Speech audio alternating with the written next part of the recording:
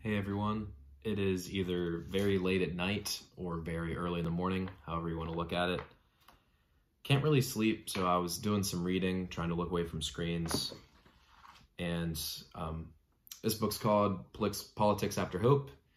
It is kind of a critique of the Obama administration from the left and just talks a lot about the Obama era in general. One excerpt that I was really enjoying, it's about something called the NATA video, which is referring to a video that kind of served as a symbolic gesture for the Iranian uprising in the mid-2000s. NATA, she was this woman, like a young woman, like 25, 26, and in this video, she's laying on the ground, she's on the verge of death, her father's standing over her, telling her to hold on, pleading for her to live. She ended up dying because she got shot in the chest by a member of that harmful regime. I'm not too educated on the Iranian uprising, but what I learned is that video of NATA, it served as symbolically a lot like what George Floyd did for us. And it really got me thinking about what we want to come from this moment. I'm a political science major, so, you know, I'm thinking a lot like this every day, and not just a lot of the social issues that are coming with George Floyd and criminal justice and civil rights and systematic racism, but just literal policy. And I'm really starting to fear that we're oversimplifying the movement. And I know a lot of people are not as locked into politics, which I think can be a good thing for your personal health, if we're being honest. But for people that are getting tired of feeling like the government isn't doing its job, and that there's a bunch of shit that's working inefficiently, or things are backwards, and then on social issues you feel as if racism is still alive and well, and that there's problems with policing and all sorts of things. I really genuinely am asking you, what do you want to come from this moment? I think we're making some inroads, albeit small ones, and I think, unfortunately, mostly symbolic ones. There's all these controversies about, tearing down the Confederate statues and all the controversial statues like Andrew Jackson and Christopher Columbus and the Confederate flags. I think a lot of them are harmful on a social level and on much deeper levels, but I don't want us to get distracted from more substantive things. Alexandria Ocasio-Cortez, earlier this week or last week, she got some heat from the right for talking about how there was a relationship and a relationship between poverty and crime. And I think that's really the impetus of this all. Racism is more than just microaggressions. It's more than policing and how they're over-equipped and effectively militarized. It is about what we consider a crime and why so many crimes are being committed. When she says, and when many people that call themselves progressives say that poverty and crime are linked, of course, we're talking about that instinct that a lot of people will recognize when I say it. It's that crime comes from people that are desperate. When you're poor and you're desperate and you're down on your luck, you will do stuff that you don't usually do. Sometimes it might be doing a drug, and which in a lot of countries is not even illegal, depending on the drug. In some countries, you can do any drug you want. It is just controlled, but that's not, that's talk for another time. But anyways, it is true that on a per capita basis, more crimes are committed by people of color. And that is not because they are inferior. It is because they are more poor. And I know a lot of people don't like hearing that. And some of us would like to think it's just because there are some racists and that is why they are being,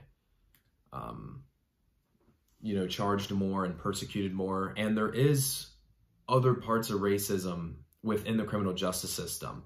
And it is true that a black man will be sentenced 20 years, and in the same day, a white person will get 2 years for the same crime.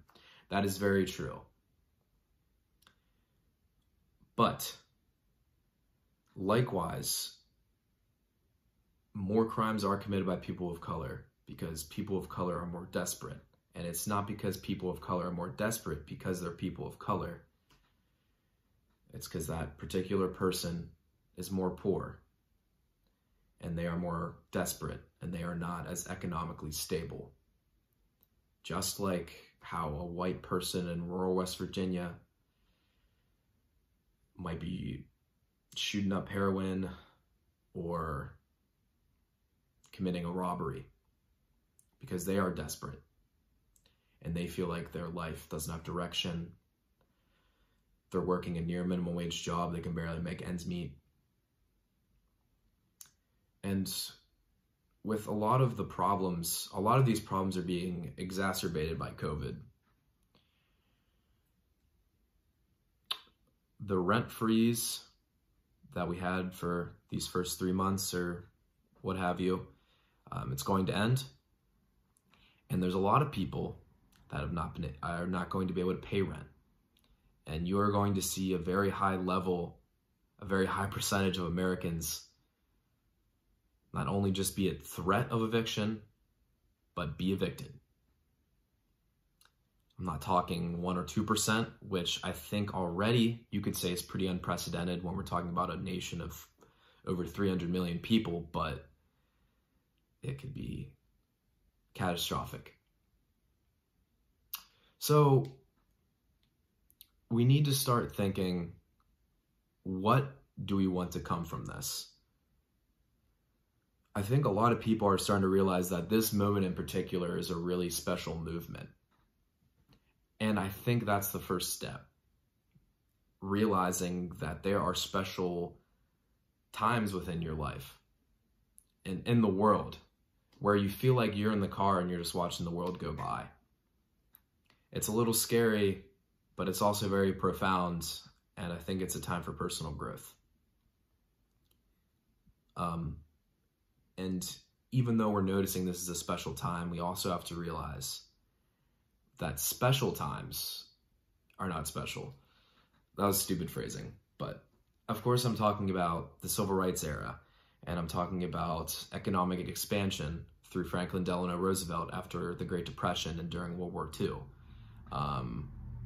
Reconstruction after the Civil War, the Civil War. How about the American Revolution? Social movements happen because we are always progressing as people. And I really do not want George Floyd to fizzle out, especially with everything being exacerbated by COVID. Especially. Over 140,000 people have died. And it's so scary to think that maybe the worst, I feel like an alarmist saying this. I was going to say the worst is to come. I think over 100,000 people dying is already really bad. But what I want to say is it's not over in terms of bad things happening. Because it's really hard to put a measure on human life. And as people that care about one another, start asking what you want to happen. And I don't really have answers. I kind of just want a discussion, but Martin Luther King Jr. said it. For us to really combat racism, we need to have a degree. And as he says, a massive redistribution of not only wealth, but political power. It's not just that there's too many old white men running this country. There's too many rich people running this country. And in our society, wealth is power. And that is why so many people of color are facing what they're facing. So, read every once in a while. I don't do it enough. And keep thinking big picture. I do not want the best thing to come from this, to come from the George Floyd era. I don't want it to just be that we persecuted his killers and Breonna Taylor's killers, and that we tore down that Christopher Columbus statue, and that we threw tear gas back at the police. The root of politics, the root of policing even, comes from policy. And policy is all about regulating our society, regulating our government, regulating how we live. And I know regulate is a word with that carries a lot of stigma, but we need to start thinking about what policies are going to help this country. I personally think it's going to be rent relief, rent freeze, some type of rent relief, a living wage to be instituted, possibly a universal basic income, but more than anything, the decriminalization of drugs, probably the legalization of drugs, and Medicare for all. A lot more people are starting to realize that healthcare needs to be free and it needs to be a right. Just like roads, just like the fire department, just like how everyone can call 911 and the police will come to you no matter what. At least that's the plan. People don't think COVID testing should cost anything. And then people take it a step further. You're like, well, it's a pandemic. If I get COVID, I shouldn't have to pay for it. You take that to its logical conclusion. In this modern society, in the richest country in the world, the world's lone superpower, the United States, we say we're the best country. Let's please start fucking acting like it. Healthcare needs to be free. Weed should not be illegal. Cannabis, really. And if we get all the lace stuff off the streets, and if people start feeling like they have purpose and they're no longer economically disabled, we are going to see real change on a social level that we haven't seen since the 40s and the 30s. So, I don't know. Let's get out there, and we have to protest in two ways. Literally on the streets. And secondly, electorally. I know sometimes it feels like our votes don't mean shit, but let's start voting. And it's a lot more than the presidential election, because obviously there's no good presidential candidates this time. But congressional, senatorial races, local elections, gubernatorial races, please, let's get some decent people in there. We're not asking for a lot. I've been rambling for 14 minutes. So thank you guys so much for listening. If you enjoyed this, actually, I don't care if you enjoyed it. Please, I hope it moved you in the smallest inkling. That's all I wanted from this. Have a good one, guys. We need change really bad.